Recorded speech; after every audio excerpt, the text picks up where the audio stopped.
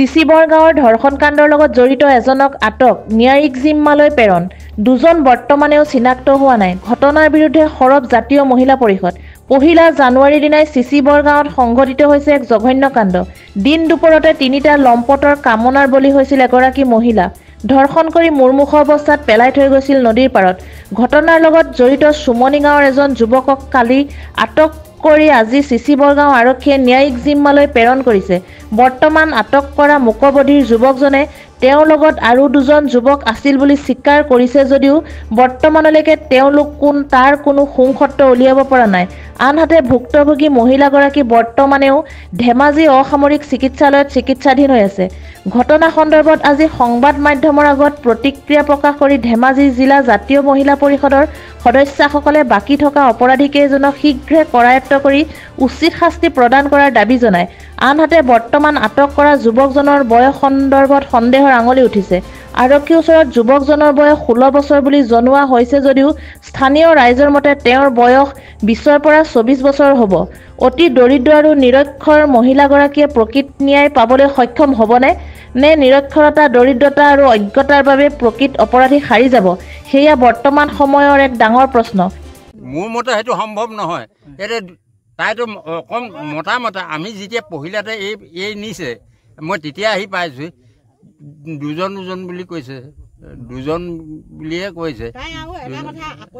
আকৌ দুটা বুলিয়ে কৈছে। বেলেগ এটা যে মোৰ যে আছিলে যদিও তাই এইটো কথা চিনি নোপোৱা মানুহ তাই গা ধুবলৈ হয় কথাটো কৈছো, মাতটো ধৰি ল'লে।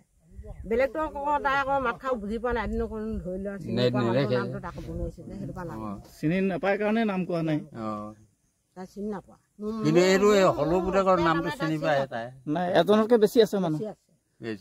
কৈছিলে বোলে পুলি মাক আৰু কৰিব পাৰিব ন। মাকৰ কোনে কৈছিলে বোলে দুটা বুলি আমি সুধোতে দুটা বুলিহে কৈছে। ল'ৰাটো 3টা বুলি কৈছে। নহয়, ল'ৰাটো 3টা বুলি সি ক'ব পাৰে, কিন্তু এই ল'ৰাজনী অকল থোটা মুঠা কৈছে, মাত নুফুটেছে, চকুৱে মুখে তেজ ওলাই গোটেই আহৰি হৈ গৈছে। ল'ৰাজনী কি কথা ক'ব?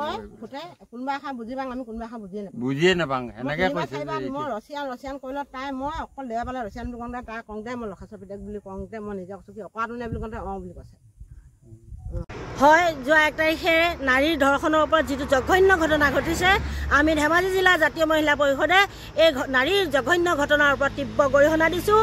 লগতে যি দোষী, তেওঁ দোষী 3জন আছে বুলি কৈছে, এজনকহে কাৰ্য কৰা হৈছে, বাকী 2জনক কাৰ্য কৰিবলৈ আমি প্ৰশাসনক অনুৰোধ জনাইছোঁ। আৰু লগতে আমি প্ৰশাসনৰ পৰা এইটোও জানিলোঁ যে তেওঁ নাবালক বুলি কৈছে। সেইটো আমি তথ্য সহকাৰে এতিয়া পোৱা নাই। বৰ্তমান যি দোষীক তেওঁ কঠোৰ শাস্তি প্ৰদান কৰি বৰ্তমান দিন দুপৰত এনে নাৰীৰ ধৰ্ষণৰ নিচিনা জঘন্য ঘটনাক আমি তীব্ৰভাৱে গৰিহণা দিছোঁ। আৰু দোষীয়ে কঠোৰ শাস্তি পাব লাগিব আৰু দাবী কৰিছোঁ।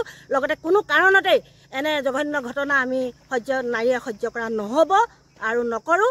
এনে কাৰ্যক আমি তীব্ৰ গৰিহণা দি আমি সেই দুৰ্ভগীয়া নিৰ্কিন দুখীয়া মহিলাগৰাকীয়ে ন্যায় পোৱাটো আমি বিচাৰিছোঁ। লগতে সেই দুৰ্ভগীয়া পৰিয়ালটোলৈ আৰ্থিকভাৱে সচেতন হৃদয়বান ব্যক্তিয়ে সাহায্য প্ৰদান কৰিব বুলি আশা কৰিছোঁ। ইয়াকে 2জন কাৰ্য কৰা হ'ল। তেওঁ মোক জনাইছে যে আৰু 2জন তেওঁলোকৰ লগত জড়িত হৈ আছে। বৰ্তমান সেই দোষী 2জনকো কাৰ্য কৰি তেওঁলোকে প্ৰশাসনে যিকোনো উপায়ে কাৰ্য কৰিবলৈ আমি অনুৰোধ জনাইছোঁ। লগতে 3জনকে আমি কঠোৰ শাস্তি দাবী বিচাৰিছোঁ। আচলতে কি হৈছিলে তাই ধান চান মাৰি পিনি গা ধুব আহিলে নদী কিনাৰত গা ধুই আহি পিনি বহুত দেৰি যোৱা নাই বুলি তাৰপৰা মাকে আহিলে, শাহুকে আগবাঢ়ি আহিলে। তাই পৰি আছিলে, পৰি পৰি পিনি তাৰমানে বোৱাৰীহঁত কি হ'ল বোৱাৰীজনী বুলি কৈ পিনি তাই এনেকৈ চুচৰাই নি পিনি মথাই তুলি দিলে। তুলি পিনি বাইদেৱে খুব মতে চিঞৰি শুনি আহকচোন, মই যাবলৈ ভয় লাগিছে। তাৰপৰা মই দমকৈ দৌৰ মাৰি আহিলোঁ আৰু আহি পিনি পালোহি যে হয় চুলি তুলি মেলি গোটেই আকু বাকু হৈ তাৰমানে গোটেইজনী ঠকঠকা কঁপি আছে। তেতিয়া মোৰ গায়ে মেখেলাখন খুলি পিনি তাইক মই পিন্ধাই দিলোঁ, গা চাদৰখন দি পিনি বুকুচা কৰি পিনি মই ঘৰলৈ লৈ গ'লোঁ। নিয়াৰ লগে লগে মোৰ ল'ৰাজনীয়ে 1 মাতি দিলে, মেডিকেললৈ লৈ গ'লোঁ। আচ্ছা, কি হৈছিলে বুলি কৈছিলে মানুহগৰাকী? তাৰপৰা নাকৰ পিনে ওলাইছে, উঠে ওলাইছে, এইপিনে ওলাইছে। সেইজনী মানুহটো আমি ৰখি থাকিব নোৱাৰোঁ। লগালগ পুতিয়া থানাত হেৰিত ভৰালোঁ, মেডিকেলত 1-0 মাতি আৰু তাৰপৰা 1-0 পৰা আকৌ তাৰপৰা সেই ধেমাজিলৈ প্ৰেৰণ কৰি দিলে। ধেমাজিলৈ গ'লোগৈ।